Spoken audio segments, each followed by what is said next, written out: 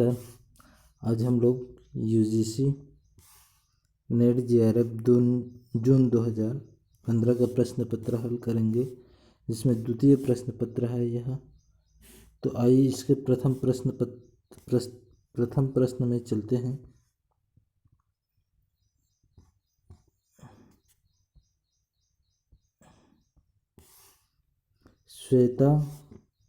श्वेता स्वर उपनिषद केन वेद संबंध अर्थात यह जो उपनिषद है कौन से वेद से संबंध रखता है। तो यह जो उपनिषद है श्वेता स्वर उपनिषद, यह यजुर्वेद से संबंध रखता है। हम लोग उपनिषद के बारे में देखेंगे तो ऋग्वेद के उपनिषद है ऐतरेय उपनिषद, सामवेद की उपनिषद है केनोपनिषद, छंदोपनिषद और अथर्ववेद की उपनिषद है प्रश्नोपनिषद और मांडुक्य उपनिषद। और यजुर्वेद के दो भाग हो जाते हैं, कृष्ण यजुर्वेद, शुक्ल यजुर्वेद। तो कृष्ण यजुर्वेद के अंतर्गत कठोपनिषद और तैत्तिरीय उपनिषद और श्वेता स्वर उपनिषद, यह तीनों उपनिषद आते हैं। और शुक्ल यजुर्वेद के अंतर्गत ईशोपनिषद, बृहदारण्य उपनिषद, यह जो आते हैं। अगला प्रश्न पर हम लोग चलते हैं। उत्तिष्ठ जागृत प्राप्य वरान निबोधत इति कुत्र उपदिष्टम। तो यह जो है कठोपनिषद में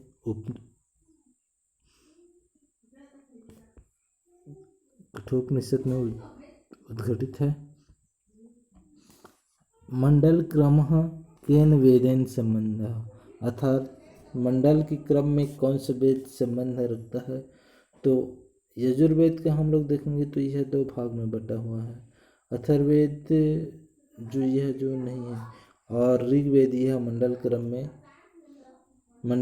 है। 10 मंडल हैं, 10 मंडल में 10 ऋषि हैं, 10 देवताएं हैं। इस तरह इसमें एक तो मंडल क्रम में बटा हुआ है। 10 मंडल, 85 अनुवाक और प्रत्येक मंडल में भिन्न ऋषि हैं। अगला प्रश्न देखते हैं। अथर्ववेदीय ब्राह्मण किम। अथर्ववेद के ब्राह्मण कौन है। तो अथर्ववेद के गोपद ब्राह्मण अथर्ववेद के अंतर्गत आते हैं। शतपथ ब्राह्मण शुक्ल यजुर्वेद, तैत्तिरीय ब्राह्मण और कृष्ण यजुर्वेद और सामवेद में है पंचविंशति, षड्विंशति वंश ब्राह्मण आदि। और ऋग्वेद में है ऐतरेय, संख्यायन और अथर्ववेद के अंतर्गत आता है सिर्फ गोपद ब्राह्मण। अथर्ववेद में एक ही ब्राह्मण है, वह गोपद ब्राह्मण है। ठीक, आगे चलते हैं।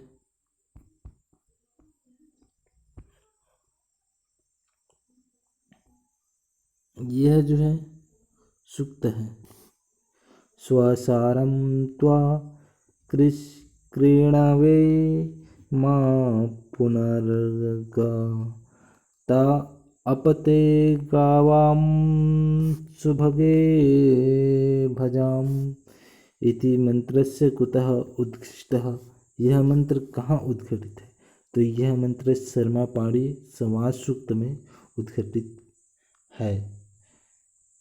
तो हमारा जो वेद है ऋग्वेद, वह उसमें समाज सूक्त है, दार्शनिक सूक्त है, धार्मिक सूक्त है और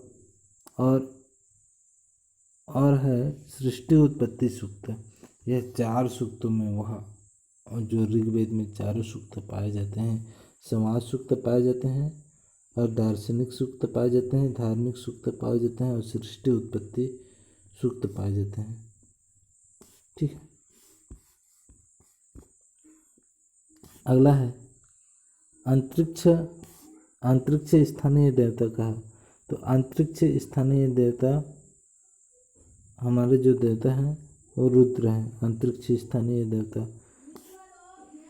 आगे हम लोग देखेंगे तो इसमें पृथ्वी स्थानीय देवता जो पृथ्वी में प्राप्त होते हैं, अग्निदेव, सोम आदि, ये पृथ्वी स्थानीय है। अंतरिक्ष स्थानीय है, इंद्र, रुद्र, वायु, ये अंतरिक्ष में पाए जाते हैं। धीलोक स्थानीय देवता हैं, वरुण, मित्र, उषा आदि। अगला है प्रधान पंच षड्स्वांगे किम, अर्थात प्रधान षड अंगों का व्याकरणम प्रधान है और 6 अंग हैं जिनके, तो व्याकरण के 6 अंग हैं और यह जो प्रधान है। कल्प के 4 अंग हैं, शिक्षा जो है तो इसके 6 अंग बताए गए हैं वेदांग 6 अंगों में। तो शिक्षा, कल्प, व्याकरण, निरुक्त, छंद, ज्योतिषी आदि ये 6 अंग बताए गए हैं। अगला है सर्वलघु इति को गढ़, अर्थात इनमें से किसे लघु कहा गया है, तो इनमें से लघु नगढ़ को कहा गया है। नगढ़ वह लघु है और मगढ़ को बड़ा माना जाता है, इसमें दीर्घ माना जाता है। अगला प्रश्न है व वर्णः अस्ति, व वर्ण है तो होष्ठ है, उष्ण है, अंतःस्थ है, दंत है। तो वह जो है यर अलावा वह अंतःस्थ के अंतर्गत समाहित है। भाषा विज्ञान अंतःस्थ वर्णों की संख्या 4 बताई गई है। यर अलावा इन्हें अर्ध स्वर की श्रेणी में रखा जाता है, जबकि स उष्मयी है। स जो है वो उष्मयी है। ठीक है।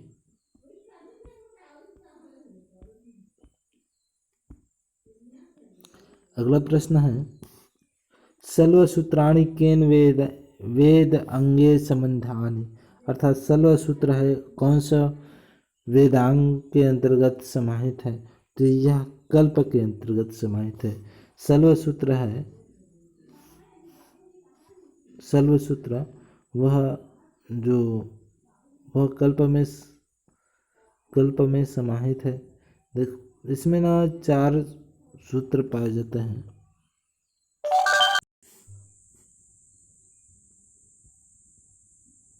आगे देखते हैं। अगला है सत्व प्रधानम इति मन्यते, सत्व प्रधान कहा गया है। उपसर्ग, नाम, आख्यात, निपात, तो नाम को सत्व प्रधान नामः, तो नाम यह जो उत्तर सही हो जाएगा। नाम, आख्यात, उपसर्ग, निपात, तो नामः सत्व प्रधानानि आख्यातः भाव प्रधानानि, ऐसा बोला जाता है। और इसको निपात को उच्चई में माना जाता है और उपसर्ग जो उपसर्ग युक्त है ऐसा माना जाता है।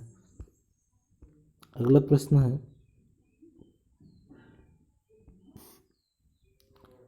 पदपाठ इत्यस्य परम योजनम, पदपाठ देवपाठ रक्षणम, यह जो है इसका सही उत्तर है। अगला देखते हैं प्रायश्चित कर्माणि भवन्ति, अर्थात प्रायश्चित कर्म किसमें होता है, यह जो है हननानि अर्थात निषिद्ध कर्म के अंतर्गत आता है। इसमें ब्राह्मण हत्या, गौ हत्या आदि किसी का हनन करने पर नरक की प्राप्ति होती है। अगला है संध्या वंदनानि, अर्थात संध्या वंदना, यह जो है नित्य कर्म के अंतर्गत आता है, जो संध्या वंदना या फिर आदि नित्य जो हमेशा करना चाहिए। ज्योतिषोम आदि। ज्योतिष्टोम यह जो है काम्य कर्म के अंतर्गत आता है, जिसमें स्वर्ग आदि प्राप्ति के साधन हैं। और चंद्रयाणी दिनी अर्थात चंद्रयान आदि की उपासना किया जाता है। इसमें क्या होता है, किसी चीज़ के अपराध तो मतलब अगर गलती से किसी चीज़ का अपराध हो गया तो उसे प्रायश्चित के लिए चंद्र आदि करते हैं, जिन्हें हम लोग चंद्र की उपासना करते हैं। थोड़ा थोड़ा उसमें मतलब पूरे माह तक चलता है यह उपवास। और इसमें ना थोड़ा थोड़ा खाना को मतलब जो भी खाते हैं उसको एक ही बार खाते हैं और थोड़ा थोड़ा वह बढ़ता जाता है, ऐसा। ठीक है, तो प्रायश्चित कर्माणि, तो पाप कर्मों की जो है उसके निवारण के लिए चंद्रादि आदि व्रत करते हैं, उसे प्रायश्चित कर्म के अंतर्गत माना गया है। ठीक है, अगला देखते हैं। अधोलिखितेषु अनिर्वचनीय भवति। निर्वचनीय अनिर्वचनीय, तो अनिर्वचनीय अज्ञानम, अज्ञान जो है वह अनिर्वचनीय है। ठीक है, आगे देखते हैं हम लोग। अज्ञान जो है अनिर्वचनीय है, त्रिगुणात्मक है, ज्ञान विरोधी है, भाव रूप है। यह अज्ञान तो सत्य असत्य दोनों से अनिर्वचनीय है, जिसको कहा ना जा सके। अनिर्वचनीय का अर्थ होता है जिसको अनिर्वचनीय, जिसको वचन किया ना जा सके, जिसको कहा ना जा सके, वह अज्ञान। ठीक है, इसी में अज्ञान के दो भेद देखेंगे, आवरण और विक्षेप। अज्ञान के दो भेद होते हैं और त्रिगुणात्मक है। यहाँ सत रज तम तीनों गुण है, अनिर्वचनीय है, ज्ञान विरोधी है, भाव रूपम अर्थात भाव रूप है। भाव मतलब होना और अभाव मतलब ना होना, तो ये है अज्ञान। ठीक है, आगे देखते हैं। अगला है इसी टॉपिक से है वेदांत सारः अज्ञानस्य शक्ति, अर्थात अज्ञान के शक्ति हैं। कितने शक्ति होते हैं, तो अज्ञान की दो शक्ति हैं, आवरण शक्ति और विक्षेप शक्ति। अज्ञान तो सत असदाभ्य अनिर्वचनीय, अज्ञान तो सत और असत्य से अनिर्वचनीय है, त्रिगुणात्मक है, ज्ञानम विरोधी अर्थात ज्ञान विरोधी है, भाव रूप है। यत् किंचम इति अर्थ यत् किंचम इति, जिसको कहा ना जा सके। ठीक है, यत् किंचम कुछ तो है लेकिन जिसको कहा ना जा सके। अगला प्रश्न हम लोग देखते हैं।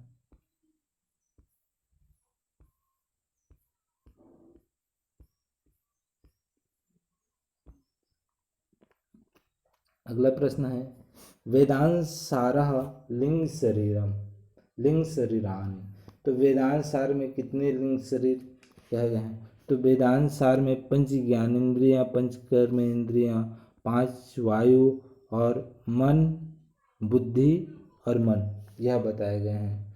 तो वेदांत सार के अनुसार लिंग शरीर के 17 अवयव हैं। पांच ज्ञानेन्द्रिय के अंतर्गत जो आता है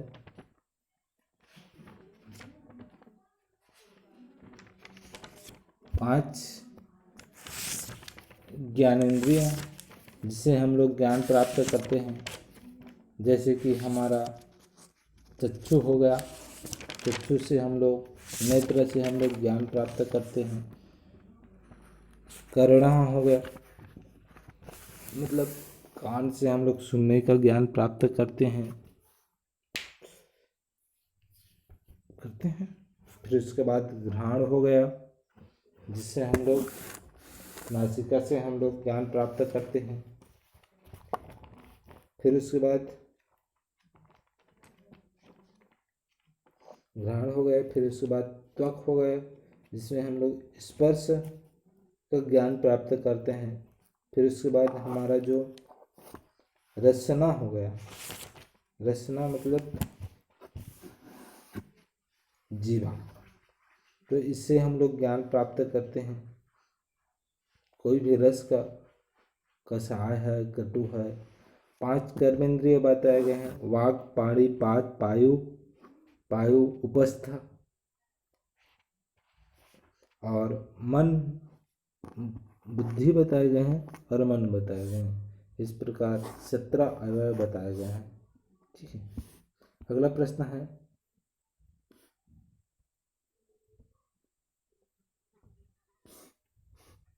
सांख्य अनुसारम सत्य गुणम।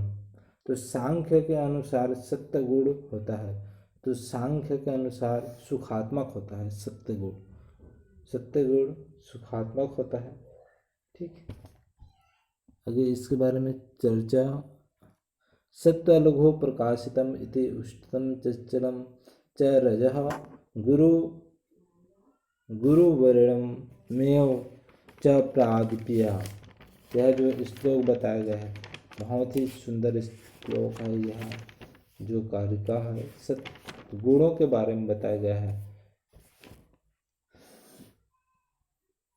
इसमें सत्व लघु प्रकाश इष्टम अर्थात सत्य मतलब सत्व लघु हल्का, लघु मतलब हल्का, प्रकाश करने वाला होता है। सुख का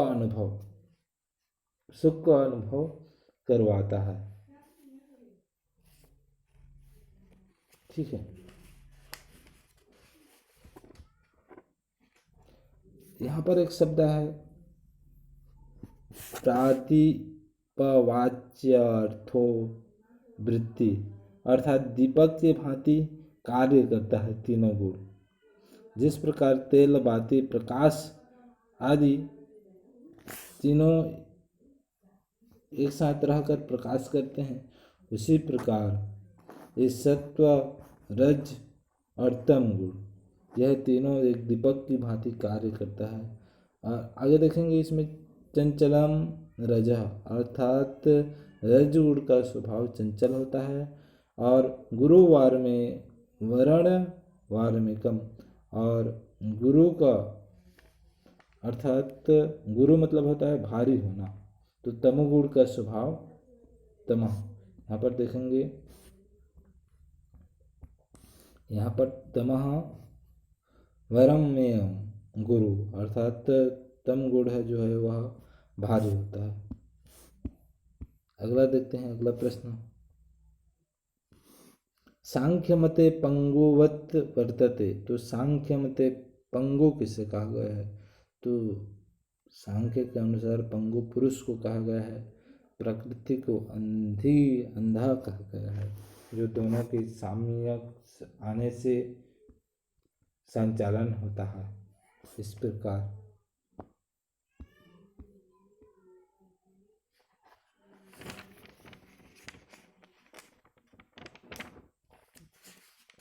यह जो बहुत ही सुंदर श्लोक आ गए यहाँ पर, जो पुरुषस्य दर्शनार्थम केवल च प्रधानम पंगुवत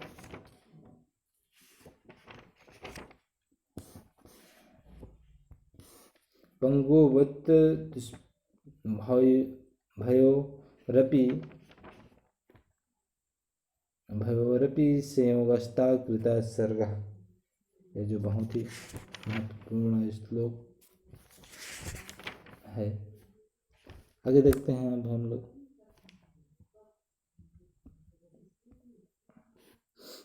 अगला प्रश्न है, त्रिगुण विपर्यात किम सिद्धम, अर्थात तीनों गुण से परे कौन है? तो पुरुषत्वम, पुरुषत्व है, पुरुष जो है वह तीनों गुण से परे है। अभी हम लोग अज्ञान देखे तो अज्ञान तो तीनों गुण में है।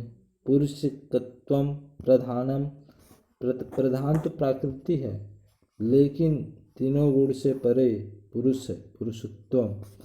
अर्थात आगे इसका हम लोग पुरुष का जो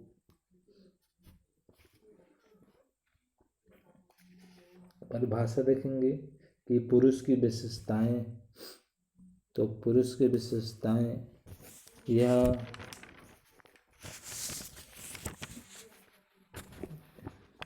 हो जाती है जरन मरण कारणम प्रतिनिय तद युगपद प्रवृत्तेश्च और पुरुषत्वम सिद्धम त्रिगुण विपर्याश्च, यह जो बताया गया है। तो अगला देखते हैं हम लोग इसी में कि जनन मनन मरण कारणाम, अर्थात जन्म मरण और इंद्रियां सिद्ध अलग अलग है। प्रत्येक पुरुष का जन्म मरण और इंद्रियां का जो स्वभाव है वह अलग अलग है। जनन मरण कारणात्, अर्थात ऐसा नहीं कि एक आदमी मर जाने पर सभी आदमी मर जाते हैं, ऐसा नहीं होता है। जनन मरण कारणात्, अर्थात सभी मनुष्यों का जन्म लेना और मरण हो जाना सभी का अलग अलग है। जीवन कार्यशैली अलग है। अगला है प्रति नियमा तद युगपद प्रविश्चित, अर्थात एक साथ प्रवृत्ति के अभाव से अयुगपद है। यहाँ पर अयुगपद है।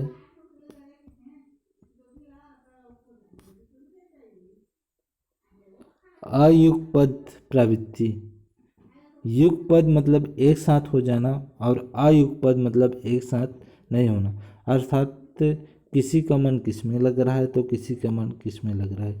सभी पुरुष का स्वभाव अलग अलग है, अयुगपद है। प्रीति नियम, अर्थात प्रीति का प्रवृत्ति का नियम या फिर प्रीति का नियम वह सभी का अलग अलग है। आदि अगला देखते हैं इसी में से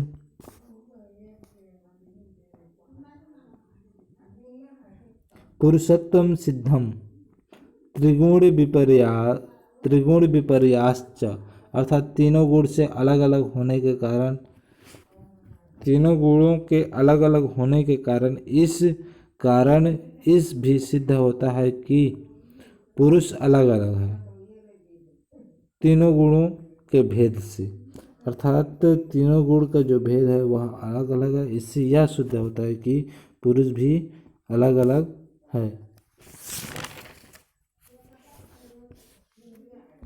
अगला प्रश्न देखते हैं। सांख्य कारिकायाम सर्गस्य कारणम, अर्थात सांख्य कारिका के अनुसार सर्गस्य कारणम, पुरुष प्रकृति के संयोग से ही यह प्रकृति का निर्माण हुआ है, यह सृष्टि का निर्माण हुआ। अगला प्रश्न देखते हैं। न्याय वैशेषिक मतानुसार पदार्थः, तो न्याय वैशेषिक के अनुसार सप्त पदार्थ, 7 पदार्थ कहे गए हैं। तो 7 पदार्थों में अन्नम भट्ट द्वारा विरचित तरस संग्रह सप्त पदार्थ स्वीकार करोति, अर्थात स्वीकार करता है।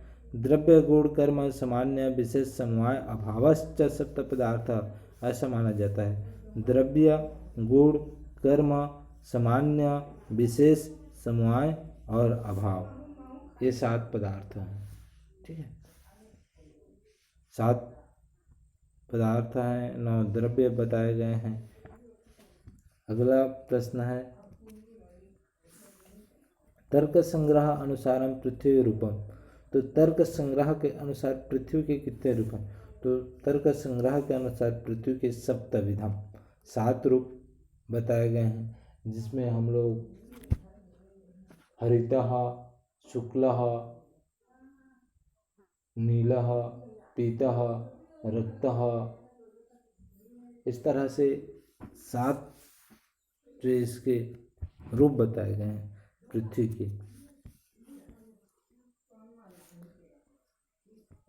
अगला प्रश्न है तर्क संग्रह अनुसारम न्यो देशः वृत्तिः इति लक्षणम। तो अपर सामान्यस्य इसका उत्तर हो जाता है तर्क संग्रह के अनुसार सामान्य का लक्षण इस प्रकार है, परापरम च परम परम परम च द्विविधम सामान्यम। अर्थात वृत्तित्वम अपरत्वम, इस तरह 2 प्रकार के इसके भेद बताए गए हैं। अगला प्रश्न है तर्क संग्रह अनुसारम अनुमानम नाम। अर्थात तर्क संग्रह के अनुसार अनुमान कहा जाता है। तो लिंग परामर्श अनुमानम, तो लिंग के परामर्श होने से उसी को अनुमान कहते हैं। जैसे कि हमारे जो लिंग मतलब जो हैं, मतलब सांख्य का वेदांत के अनुसार 17 अवयव बताए हैं, 5 ज्ञानेंद्रिय, 5 कर्मेंद्रिय और मन, बुद्धि और 5 प्रकार के वायु बताए गए हैं। तो हम जो अपने कर्ण से, नाक से, त्वचा से, रसना से आदि जो ग्रहण करते हैं वह अनुमान के अंतर्गत आते हैं। देखकर, सुनकर आदि जो हम लोग ग्रहण करते हैं। अगला प्रश्न है सर्वनाम संस्थः संज्ञा सूत्रम। यह सूढ़ नपुंसकस्य, यह जो सी इसका सही हो जाएगा। अगला है सुप्तिगंत पदम इति सूत्रेण अतिरिक्त पद संज्ञा विधायकम सूत्रम। अर्थात सुप्तिगंतम पदम, यह तो पद संज्ञा करता है, लेकिन इसके अतिरिक्त कौन सा पद संज्ञा का विधायक सूत्र है, अर्थात विधान करने वाला सूत्र है। तो स्वरादिस्व सर्वनाम स्थाने, यह जो है पद संज्ञा का विधान करता है। ठीक है, अगला प्रश्न हम लोग देखेंगे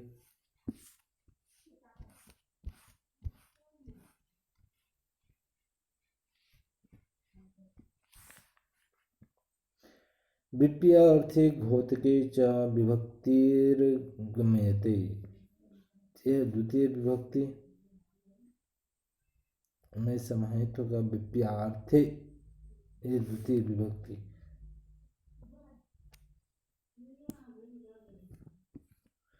अगला प्रश्न है उपपद संज्ञा विधायकम सूत्रम। जो उपपद संज्ञा विधान करता है, तो उपपद तिगंत, यह जो उपपद का विधान करता है। अगला है शोभनो राजा इत्यस्य पद समस्त पदम किम।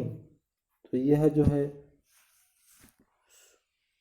सुराज, यह जो है पद, इसका सही उत्तर हो जाएगा। अगला प्रश्न है अधो युग्मेषु समुच्चयानां तालिकानां चितव्या। अर्थात समुचित तालिकाओं को मिलान करना है। इस तरह से इसका उत्तर हो जाएगा कृत प्रतीयन्ते, अर्थात ये धोत उपायो उपरणस्कम और विभाषित पुंस गंगा गंगिका और कालात सप्तमी च वक्तव्यम योजनम योजने व और ततो पद तिष्ठम कुंभकारः, यह जो है। अगला है गुणवाचक स्त्रीलिंगे कह विभक्ति व्यवस्था। तो गुणवाचक स्त्रीलिंग में तृतीय और पंचमी में यह जो विधान है।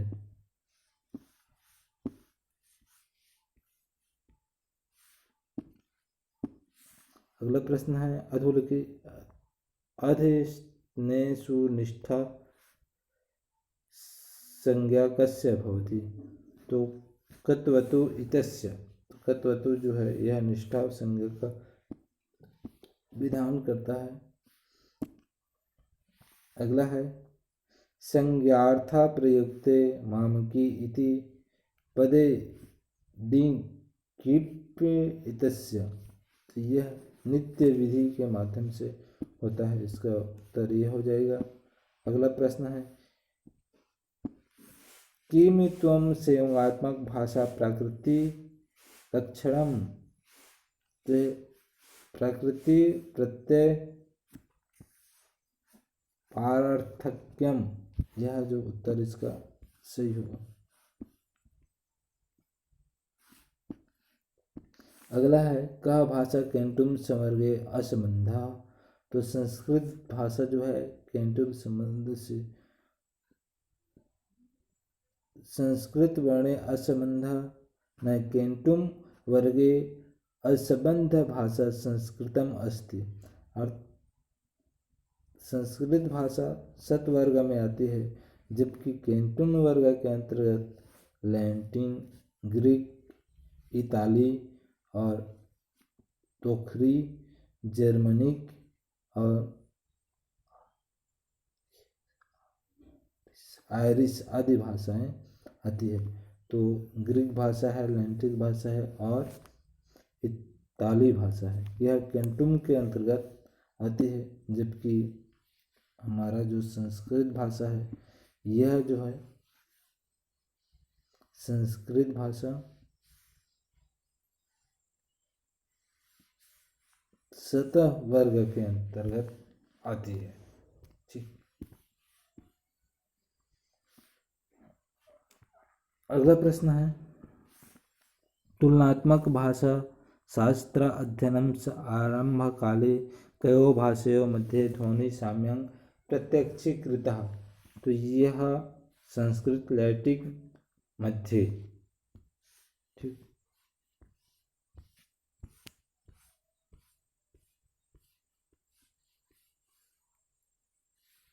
अगला जो श्लोक दिया गया है इसमें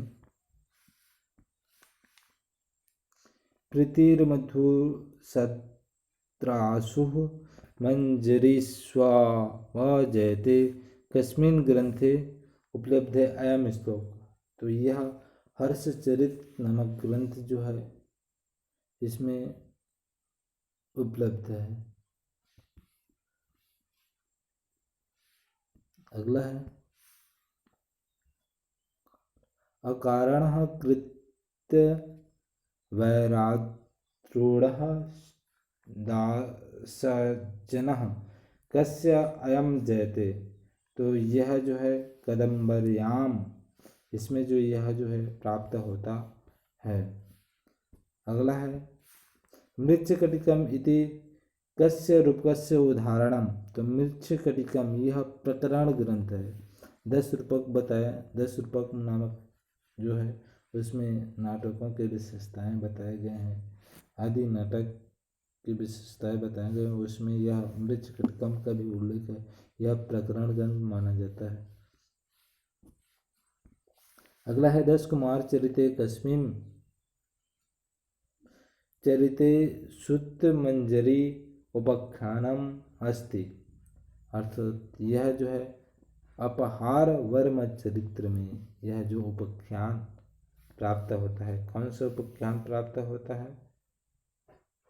चरिते सुतम मंजरी, यह अपहार वर्मा चरित्र में।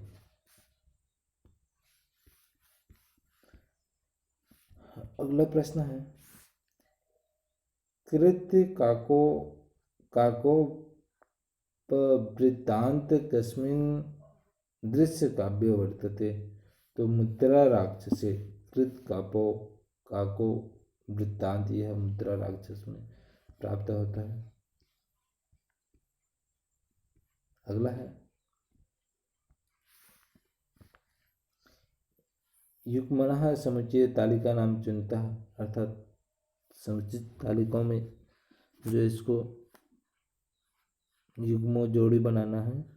तो उत्तर रामचरित्रम यह जो है भगवती का है। बुद्ध चरित्रम यह अश्वघोष का है।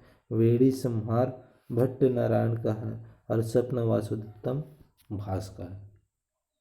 तो इस तरह से एक का इसमें दूसरा हो गया और बी का हो गया, चौथा हो गया और सी का हो गया, तीसरा हो गया और डी का ए हो गया। इस तरह से ये वाला उत्तर हमारा सही हो जाएगा।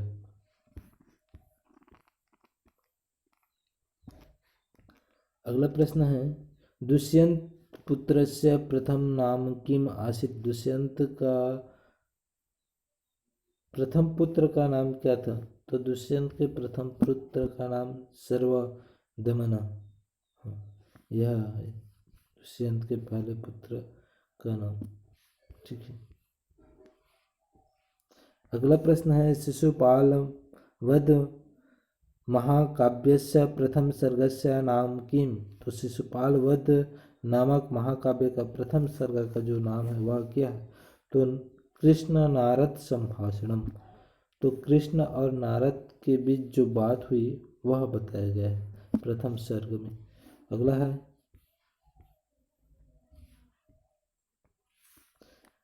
किम नाम अभिद्धा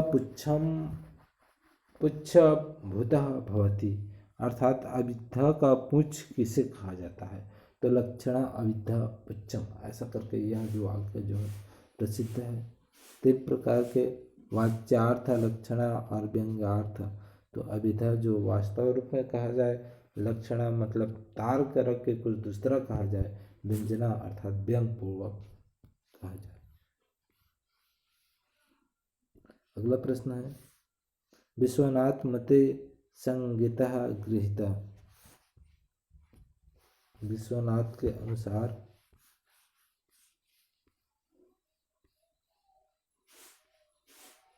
जो इसका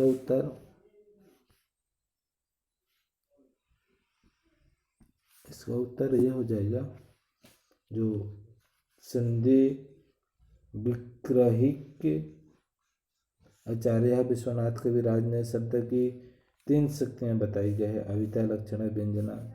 तत्में अविद्या का लक्षण देते तत्र संगीतार्थ, सांकेतिक तात्पर्यार्थ,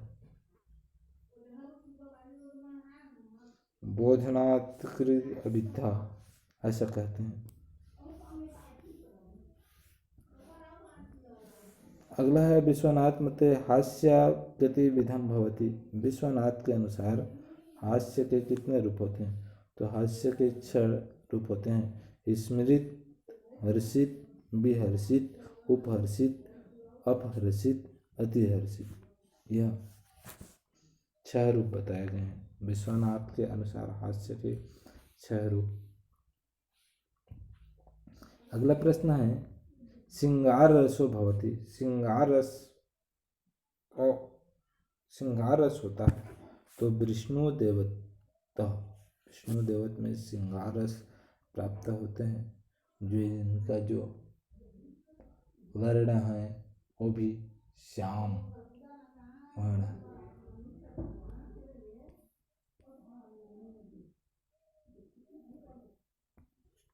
अगला है काव्य लक्षण खंड विचार कस्य मतम स्ववचन विरोधात् अपास्तम इति विश्वनाथ कथितः। तो यह है आनंदवर्धन का यह जो है कथन है।